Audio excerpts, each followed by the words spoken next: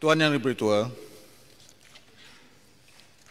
mekanisme yang sedang dilaksanakan dalam membendung penularan COVID-19 ialah melaksanakan Perintah Kawalan Pergerakan Pemulihan ataupun PKPP di seluruh negara di mana semua sektor dan aktiviti yang dibenarkan untuk beroperasi perlu mematuhi Standard Operating Procedure atau kita panggil SOP yang menekankan kepada amalan protokol kesihatan dan norma-norma baru.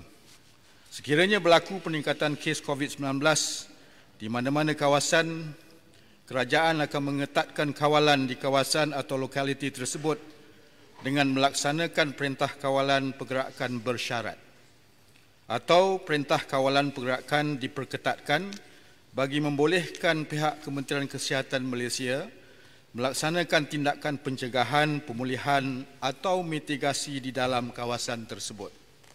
Ternyata pelaksanaan PKP ini oleh pihak kerajaan telah berjaya menurunkan keluk penularan wabak COVID-19 dan mencegah daripada berlakunya gelombang kedua sebelum ini penularan pandemik ini.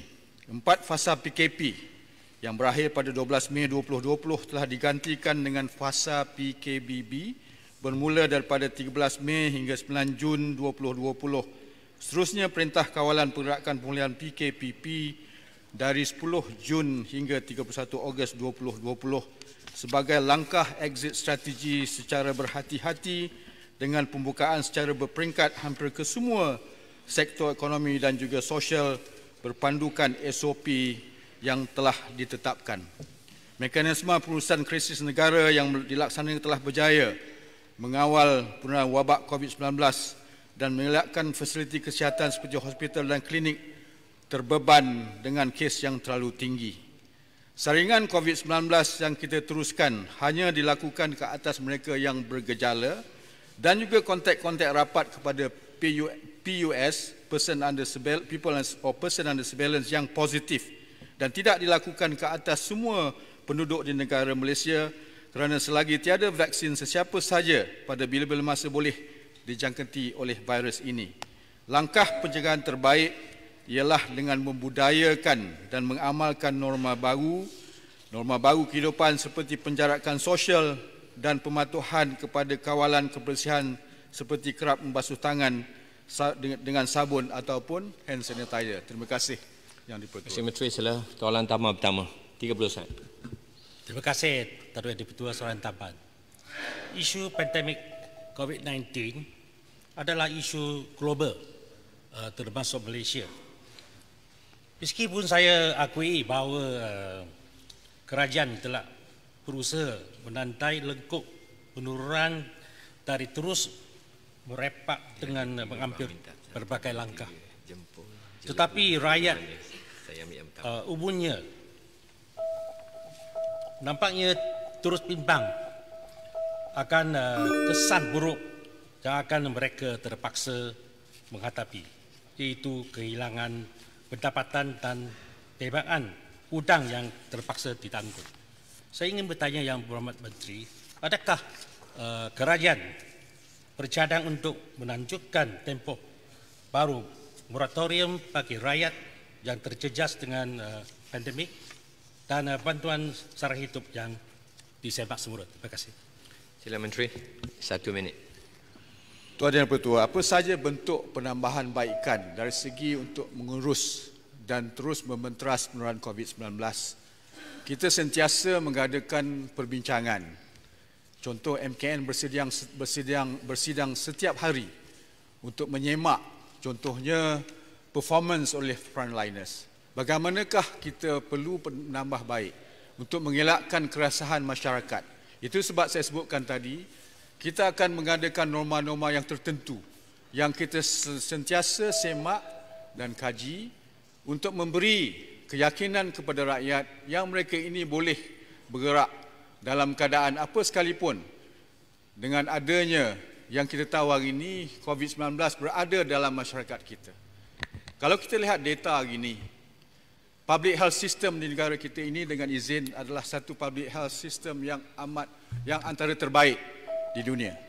Apa saja spark yang kita hadapi, kita boleh berjaya membendung penularan itu dan mengekang keluk-keluk seperti itu untuk diturunkan. Contoh hari ini rate of transmission ataupun RT0 kita boleh mengurang kepada tahap 1.5. Jadinya saya sebutkan sekali, sentiasa dalam keadaan kesiapsiagaan dan kita memberi isyarat kepada masyarakat.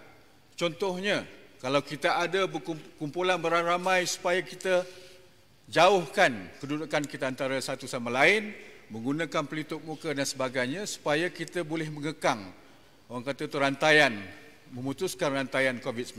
Terima kasih. Terima kasih Menteri. Speaker. Pertanyaan Pontian. soalan tambahan Manis. yang kedua saya jemput Yang Berhormat Jelebu. Oi. Saya nak tanya pasal darurat. Mike. Sila Jelebu. Terima kasih Speaker. Datuk Yang Dipertua, kalau kita lihat Datuk Yang Dipertua, punca COVID ni ada banyak faktor dan sekarang ni peningkatan COVID ini mendapatkan peningkatan yang sangat membimbangkan. Dikatakan Datuk Speaker, sebahagian daripada punca COVID ni adalah berpunca daripada PRK, pilihan raya, terutamanya yang kita baru-baru lalui, PRN Sabah. Soalan saya Datuk Speaker, PRK ni kita kena adakan. Bila ada kosong-kosongan, within 60 hari dengan izin, kena adakan PRK ataupun PRN dan sebagainya. Dan mengikut peruntukan yang diperuntukkan dalam perkara 54. Tetapi boleh kita tak ada kalau kerajaan mengenakan darurat dalam perkara 150. Soalan saya Datuk Speaker, apakah pendirian kerajaan sekarang dalam kita mengekang COVID-19 ini untuk menghalang sebarang pilihan raya diadakan dalam tempoh ini, ataupun kalau kita kena adakan, adakah pihak kerajaan mengenakan akta baru untuk mengekang penularan COVID dengan memendekkan tempoh kempen, ataupun kita mengenakan satu kaedah kempen yang baru supaya penularan ini dapat kita sekat secara total, Speaker. Terima kasih. Terima kasih Jelebu. Sila Menteri. Tuan Yang Bertuah, kalau kita lihat hari ini, antara sebab ada spike peningkatan COVID-19 adalah apabila kita berhimpun beramai-ramai. Ya? PRK melibatkan perhimpunan beramai-ramai, melibatkan kempen dan sebagainya. Tapi bidang kuasa untuk mengadakan atau tidak mengadakan ada bawah SPR. Kerajaan sentiasa memantau. Antara usaha kita, saya sebutkan sekali lagi, untuk memasukkan norma-norma baru kepada masyarakat. Membolehkan agensi seperti jabatan seperti SPR untuk mengkaji, menyemak sama ada PRK boleh dilakukan atau tidak. Ya? Ini adalah bidang kuasa SPR dan saya tidak boleh nak untuk memberi maklumat yang lebih lanjut sama ada pilihan raya kecil atau pilihan umum boleh atau tidak dilakukan. Tetapi kerajaan sentiasa memantau. Sekiranya rakyat secara umum masih lagi tidak memahami norma-norma baru, jika perlu mewujudkan akta-akta tertentu, kerajaan akan sentiasa mengkaji dan membuat perancangan dan mencadangkan kepada rakyat. Terima kasih.